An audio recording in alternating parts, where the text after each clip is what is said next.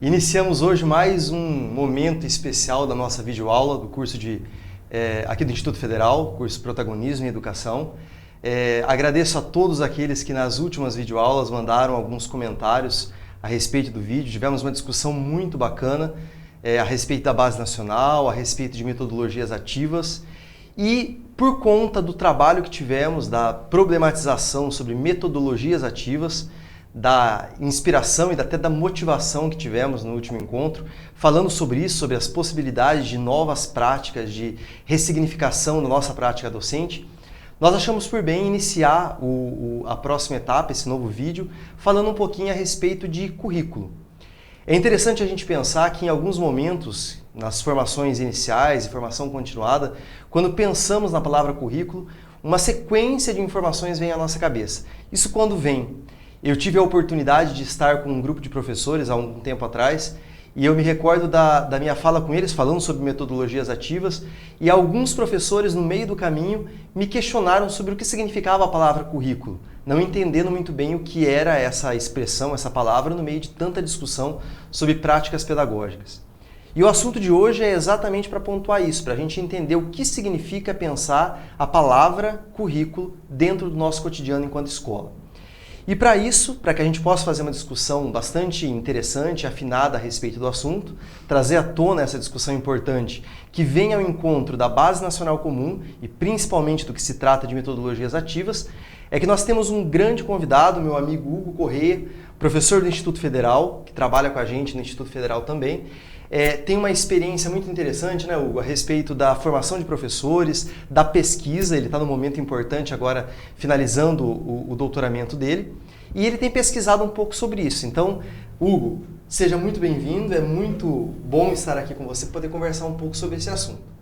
E para iniciar o nosso bate-papo, começar a nossa conversa aqui, eu vou fazer uma pergunta muito simples. O que é currículo? Olá, Sérgio. Olá, você que está em casa, está acompanhando a gente. Essa é uma pergunta que, na verdade, ela é uma pergunta visceral, inicial, mas ela não é uma pergunta tão simples assim, né?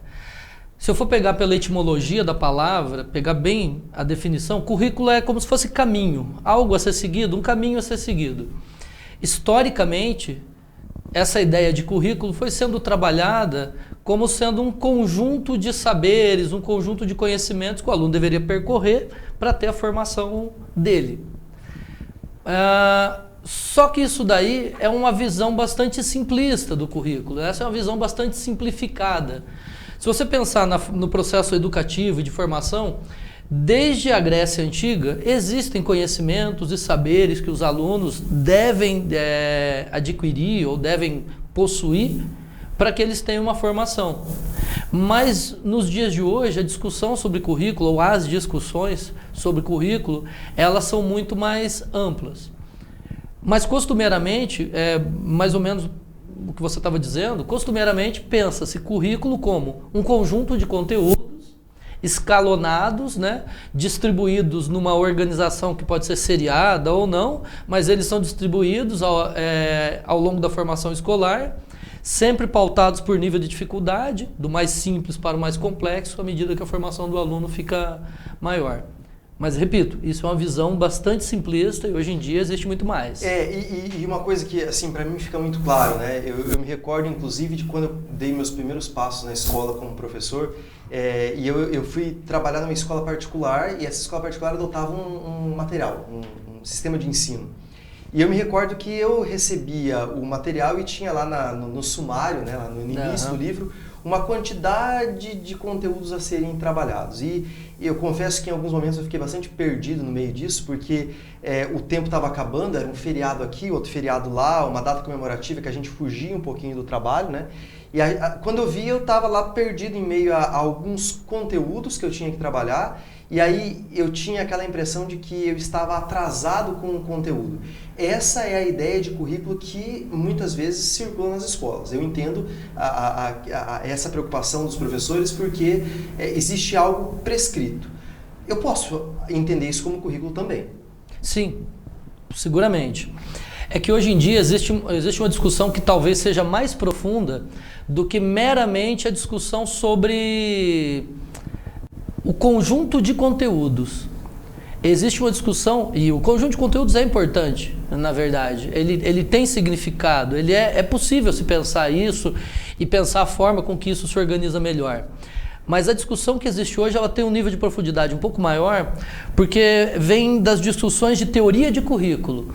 Então, na verdade, o que seria interessante o professor pensar, né? A primeira coisa é pensar assim, quem disse que isso é importante? Porque você pode ver, por exemplo, a esmagadora maioria dos professores que está na sala de aula hoje dão aulas de coisas que eles não necessariamente escolheram dar aula. Alguém indicou que isso é importante. Então, talvez a primeira pergunta que seja relevante quando a gente fala de teoria de currículo é exatamente essa. O que é importante de aprender? A segunda pergunta que talvez seja muito, muito importante. Quem disse que é importante aprender isso?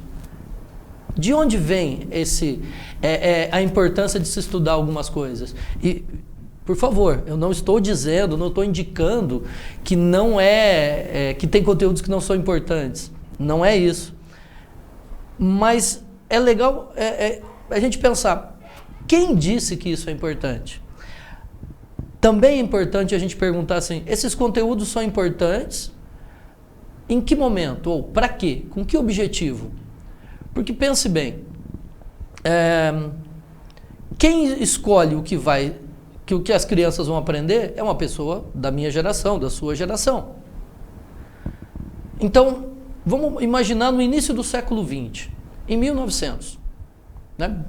Lá no comecinho, o que um estudante que estudasse em 1900, 1901, 1902 fosse aprender, não seria muito diferente do que um estudante que estudasse em 1920. E não seria muito diferente do estudante que estudasse em 1940. Não teria grande diferença. Então, quer dizer, uma geração poderia organizar o que a outra geração ia aprender. E não teria muito erro, porque a dinâmica social, a dinâmica cultural, a dinâmica histórica, ela tinha uma temporalidade diferente de hoje. Agora, imagine hoje. Eu fico duvidando um pouco, ou talvez até mesmo fico receoso, que a nossa geração tenha a capacidade de escolher o que é importante o aluno saber daqui a 20 anos. Se nós pensarmos, por exemplo, 20 anos atrás, a nossa formação nos preparou para o mundo de hoje? É um questionamento, obviamente. E acho que tem uma coisa interessante para a gente pensar nesse sentido também, que é a ideia da evolução desse conceito de currículo, né? Eu citei uma data aqui, que foi o início do meu trabalho como professor, isso em 2003, mais ou menos, 2002, 2003, quando eu dei os meus primeiros passos na escola e eu entendia que o currículo era isso, a lista de conteúdos prontos, né? E aí, ouvindo você falar, a impressão é assim, nós tivemos uma grande evolução nisso, né? Isso está chegando para as escolas, essa evolução, como que você tem visto isso? Assim, isso é novidade? Na verdade, não é novidade, mas não está chegando para as escolas também. As discussões sobre teoria de currículo, elas são bastante antigas. A primeira obra que discute, que é considerada a obra que discute teoria de currículo mesmo, é uma obra chamada O Currículo. Ela é em inglês, de um cidadão chamado Bobbitt, lá nos Estados Unidos. E veja que interessante, né? No início do século XX, lá nos Estados Unidos, o país estava passando por muitas mudanças, né?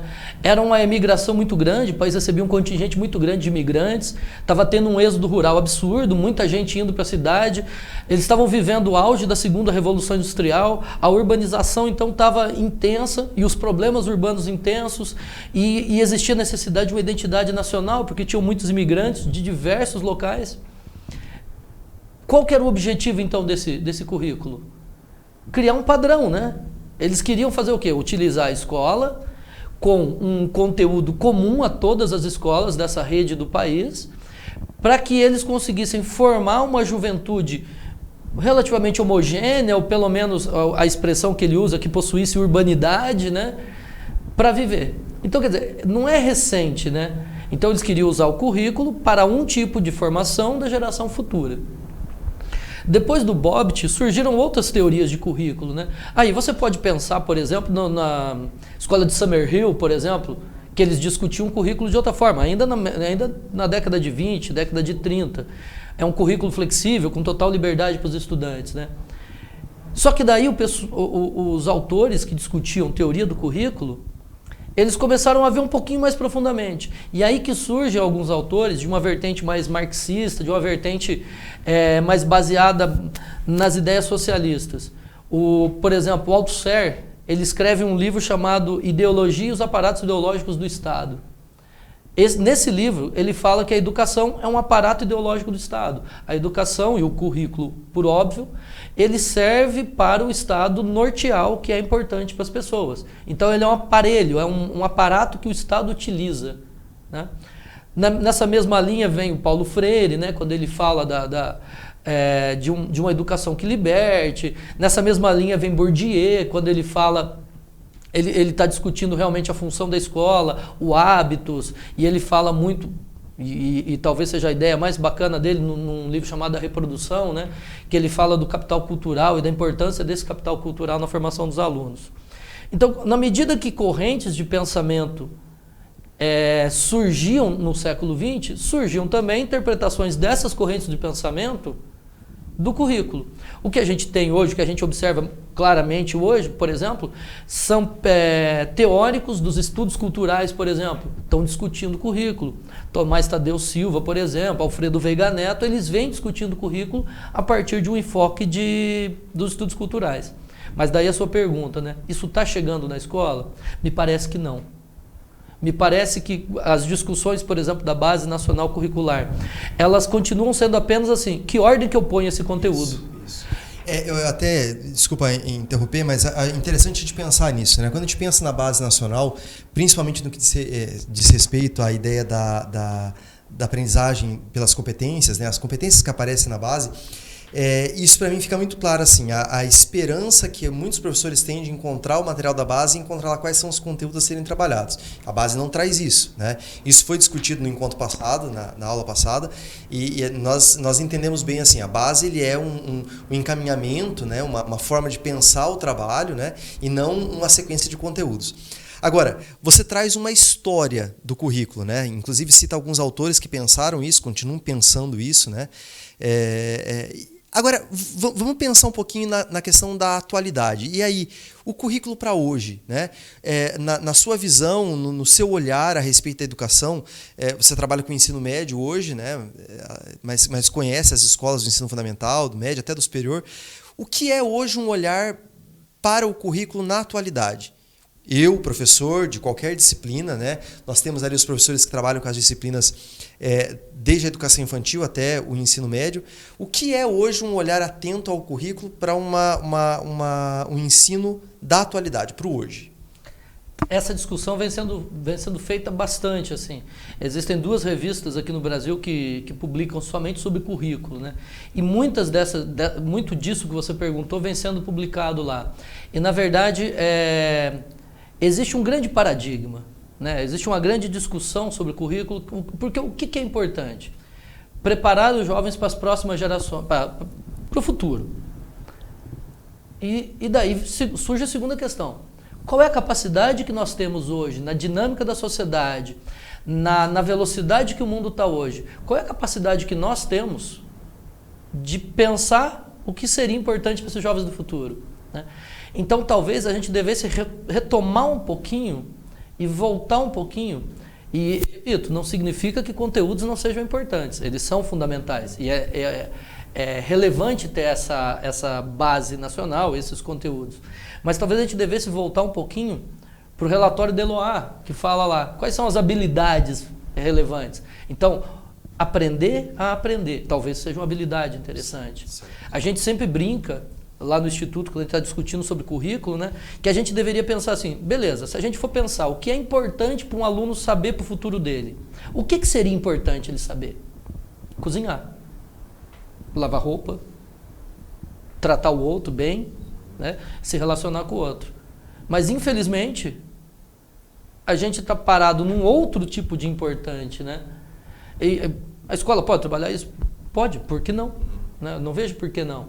Mas estou usando esses exemplos para pensar realmente assim, o que seria importante realmente para o futuro? Então, a nossa geração tem uma responsabilidade com a geração futura. É óbvio que sim. Nós estamos preservando, estamos de certa forma transmitindo, de certa forma nós temos uma responsabilidade sobre todo o conhecimento que a humanidade deixou para nós. Então, todo o conhecimento que a humanidade produziu foi entregue de certa forma para nós. E nós temos uma responsabilidade em transmitir isso adiante. Mas a grande pergunta que se faz é: o que eles vão precisar disso tudo? O que vai ser relevante para eles, né? Só para exemplificar, existem países, por exemplo, que estão abandonando a escrita manual já. Então, sem criar um juízo de valor se é certo ou errado, mas eles estão pensando realmente que no futuro talvez não seja essa prática. Não né? seja essa prática. E daí eu penso assim, um currículo atual seria um currículo que ele não é atual, que ele sempre muda. Um currículo, para ter significância, ele não pode ser estático. Um currículo, para ser um currículo de hoje e de sempre, ele tem que ser um currículo mutável. Tem uma proposição do Fernando Hernandes, que é um professor da Espanha, né, que ele fala uma coisa muito interessante quando ele fala sobre projeto de ensino. Né? Nós, aqui no Brasil, nós temos o Hernandes, como uma referência muito importante no que diz respeito à produção, ao trabalho com projetos, né? E claro que não tem como a gente falar de projetos se a gente não falar de currículo, né? De pensar o currículo. E eu gosto muito dessa proposição, eu tenho utilizado muitas vezes na conversa com os professores, quando ele diz o seguinte, ele coloca a palavra imprevisibilidade do lado do currículo, né? E eu vejo isso com muito bons olhos, assim, né? Quanto imprevisto nós temos na sala de aula e que são conhecimentos, né? São conhecimentos, são experiências. É uma palavra bonita que a BNCC trabalha muito, principalmente no que diz respeito à educação infantil, que são os campos de experiência. E aí a gente para e pensa, quantas experiências as crianças trazem a partir, vou dar alguns exemplos, né? A partir de uma violência que eles chegam tendo, a violência aqui com os colegas, com o professor, o uso de palavrões e até violência física mesmo, acontece isso, né? E tantas outras coisas que essas crianças trazem para a sala de aula de uma maneira não muito clara, às vezes escondida, né? Mas agem na sala de aula e que nós poderíamos utilizar isso como conteúdo de aprendizagem. Então a gente tem aí um currículo imprevisto, né? Eu acho isso muito bacana a gente pensar, né? E quebrar essa ideia, essa tradição que a gente tem aí do currículo que está prescrito no livro e as coisas que surgem. Porém, aí é uma provocação para a gente pensar junto, né? Diante da sua fala eu fiquei pensando, então vamos lá, eu sou um professor que tem uma experiência legal, eu estou falando em nome de todos os professores, é apenas um exemplo, né? Uma experiência legal, trabalho bastante e tenho essa percepção do currículo do imprevisto, né? Algo aconteceu, algo chegou, uma música nova, algo aconteceu aqui na sala e eu vou trabalhar. Mas aí eu tenho uma segunda situação. Eu tenho conteúdo a trabalhar e eu tenho uma coordenação, uma gestão da escola que está no meu pé, né, dizendo, Sérgio, cumpra com o seu conteúdo. Né? Por que você não chegou ainda no item 5 dos 12 que você precisa chegar? E aí? Né? Eu digo isso, inclusive, porque nós temos, nesse momento, gestores que participam com a gente, né? E a gente sabe, discutimos isso na aula passada, o quão é importante o papel do gestor nesse processo. E aí? Como lidar com isso? Por isso, eu acho que todos nós já vivenciamos isso, né? Você está dando uma aula e, de repente, um aluno faz uma pergunta que não tem relação com a aula, mas que é uma pergunta extremamente interessante, que seria um caminho fantástico, né? E você fica naquela... Aproveito esse momento maravilhoso da pergunta dele e trabalho uma coisa que não estaria nem ligada necessariamente a isso? Ah, não, tem que terminar o conteúdo. Por isso que talvez a visão simplista que existe sobre currículo seja prejudicial. Porque hoje o currículo é o cerne, ele é talvez ele seja assim, o suprassumo da educação. Porque quando eu falo em currículo, eu não posso pensar só conteúdos, eu tenho que pensar em estrutura escolar. Então, se eu tenho uma perspectiva de uma mudança curricular, não adianta você pensar que é uma mudança no arranjo dos conteúdos. Não é isso. É toda uma mudança na visão que a escola tem dela mesma. Uma visão que o professor tem da escola, que o aluno tem da escola, que a comunidade tem da escola. É uma visão que o gestor vai ter que ter da escola. É uma visão que todo mundo que trabalha envolvido com a educação precisa mudar a visão. Então não é reorganizar o conteúdo. Vou tirar expressões numéricas daqui, vou pôr para lá. Vou tirar a história do Brasil, agora não é mais história do Brasil separada, agora é história integrada. Não é isso. A discussão sobre currículo, ela é uma discussão sobre mudança da escola, porque o currículo ele é o cerne, ele é a base do que deve organizar a escola hoje. Então, o professor sozinho, ele não consegue reorganizar o currículo e tal, ele consegue aproveitar esses momentos, que são momentos úteis, inclusive. Só que o professor ele pode fazer o quê? Ele pode fomentar a discussão. Nas reuniões, nos momentos de debate que tem, é pensar realmente, esse currículo que existe nos serve? Está servindo a quê esse currículo? Para que ele existe? Para que eu ensino isso? Se os professores, todos que nos veem hoje, começarem a pensar, isso já é uma grande mudança. Normalmente o aluno pergunta para a gente assim, né? Para que eu estou estudando isso? E nem sempre a gente tem uma resposta. E isso é ruim. Né? Isso é ruim. A gente precisaria saber realmente por que isso é ensinado. Por que é ensinado? Porque está ali no programa, eu tenho que trabalhar o que está no programa. E aí eu até aproveito a oportunidade para fazer uma valorização do pessoal que participa com a gente do curso, né? Eu acho que, só enfatizando o que o Hugo acabou de falar, só o fato da gente estar junto aqui num curso, à distância, né? Aproveitando essa oportunidade, assistindo a essa videoaula na tela do computador ou mesmo na tela do celular na nossa mão, já é importante para a gente pensar nisso, né? O avanço que nós precisamos, a ideia de se pensar a escola, o currículo, a metodologia com um olhar mais atualizado. Quanta coisa bacana a gente está aprendendo aqui, né? E hoje essa discussão ela é muito válida. E eu acho que um outro ponto importante, e isso já foi frisado também nas outras aulas, é a importância da participação democrática e da participação efetiva dos alunos na tomada de decisão, na construção da política, da política pedagógica da escola mesmo, na forma de trabalho, né? Qual é a minha ideia a respeito disso, o que nós estamos precisando, né? Hugo, acho que uma coisa interessante, em extensão a essa fala que eu faço, né? E me chama muita atenção muitas vezes, é assim, às vezes algumas escolas elas se propõem a fazer um trabalho diferente. Vou dar um exemplo. Nós temos aqui uma escola que trabalha com a metodologia de projetos, um exemplo, né? E nós colocamos na frente da escola esse nome, né? Nós trabalhamos com metodologia de projetos. Eu, enquanto professor, faço projetos com os meus alunos. Mas aí você entra na escola e você vê, por exemplo, o andar da carruagem e você percebe muita contradição nisso. Trabalhamos com metodologia de projetos, colocamos isso no PPP da nossa escola, mas o nosso dia a dia continua sendo o mesmo. Filas indianas para tudo, né? Avaliação em forma de prova de ninguém olha para o lado, né?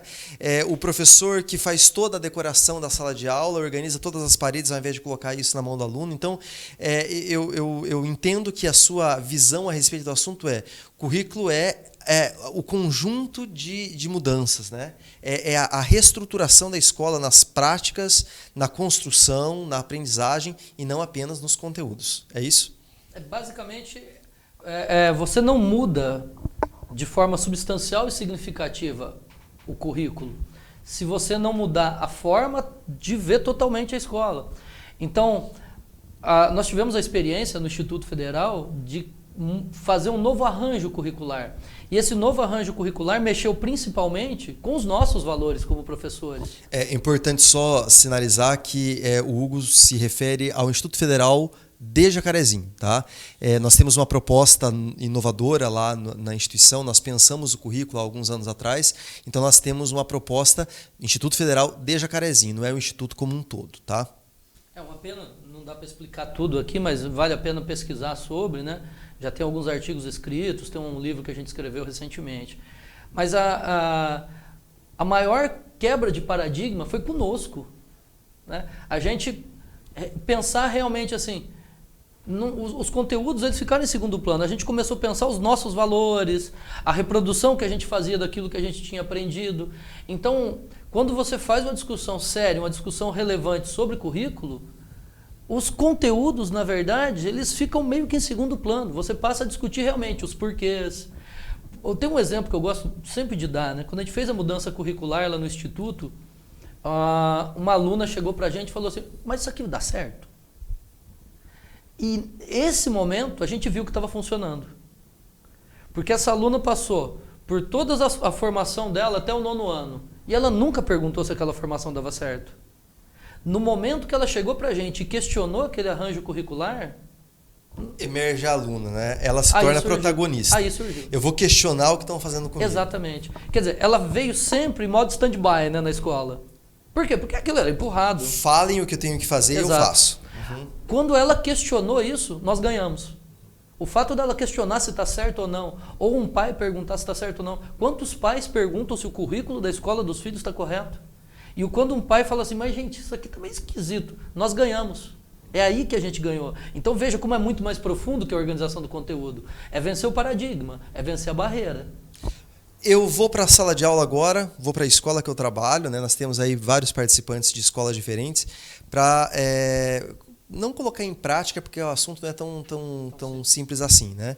Mas eu quero fomentar uma discussão, eu quero pensar o currículo junto com os meus pares, com a minha gestão, com a minha diretora, com a Secretaria Municipal de Educação, enfim, né? A pergunta é possível essa inovação? Eu consigo trabalhar de forma inovadora, então, pensar o currículo para uma atualidade agora? Qual é o recado que você daria para que a gente comece na escola a pensar isso? Tudo começa com a pulga atrás da orelha. Então, se você se sente um pouco incomodado com essas perguntas que eu fiz, né? Para que serve o currículo? Para quem que serve o currículo? Quem que determinou que o currículo seja isso? O fato de repensar e pensar isso já nos faz ir adiante. Nas discussões que tiverem nas escolas, hoje está sendo muito discutido por conta da Base Nacional. Talvez seja importante você perguntar assim, além de, esse conteúdo está ou não está na base, perguntar assim, tá, mas por que a base? Qual é a função da base? Quem criou a base? Né? Eu acho que isso também é relevante. É possível mudar? É possível mudar. Nós passamos por uma experiência extremamente gratificante desde 2014, implantada em 2015. É possível mudar. Com todas as dores e com todos os sabores da mudança. É possível mudar. Não é fácil, mas é uma atividade extremamente enriquecedora. Faz você ressignificar o seu papel de professor. Ótimo, legal. Bom, acho que a ideia, né, a discussão, principalmente a proposição aqui do professor Hugo a respeito do currículo foi muito bacana, né, a gente pensar um pouco isso. De nada adianta a gente pensar na ressignificação da metodologia, da prática pedagógica, inclusive do projeto político de uma escola, trabalhando junto em organização com gestão, com os coordenadores, com os professores, se nós não tivermos clareza do onde queremos chegar, né, e o currículo é um caminho para a gente pensar nesse sentido. Hugo, antes de agradecer, né, mas já agradecendo, eu queria só perguntar para você se você tem um recado para dar para o pessoal que está em casa agora nos assistindo e participando do curso. Basicamente, eu acho que a ideia-chave é a gente nunca deixar de pensar. A gente tem que refletir. A gente entra muitas vezes na roda viva, sala de aula, provas, tarefas, e carrega a bolsa para lá e leva o apagador para cá e tranca o armário aqui e pega o carro, vai de um lugar para outro, fim de semana corrigindo prova. A gente entra nessa roda viva e a maioria das vezes a gente vai deixando de lado o papel maior do professor na sociedade, que é ter uma visão crítica, que é ser pensador, que é formar gente que pensa. Então, assim, muitas vezes a gente está exaurido, cansado, mas eu acho que a gente tem que continuar pensando. E eu acho que um bom caminho para a gente pensar e repensar a escola é realmente pensar o currículo. O currículo ele tem potencial de mudança de toda uma escola. Quando você pensa metodologia, você pode mudar a aula de um professor apenas, né? Quando você pensa currículo, não. Quando você pensa currículo, você ressignifica a escola. Você precisa desconstruir tudo aquilo que você conhece e reconstruir tudo que é conhecido. Então, acho que basicamente a ideia é essa. Muito bem. Obrigado, Hugo, pela participação, né? Agradeço a todos também que participaram de mais uma videoaula. Tivemos o prazer hoje aqui de conversar com o professor Hugo Correia. O Hugo, que é professor do Instituto Federal aqui de Jacarezinho, né? Faz parte aqui do corpo docente. Afastado agora, né? Ele está fazendo o doutorado dele, estudando um pouco mais para aprender e colaborar com a nossa formação também. Agradeço a todos vocês e até a próxima aula. Um forte abraço.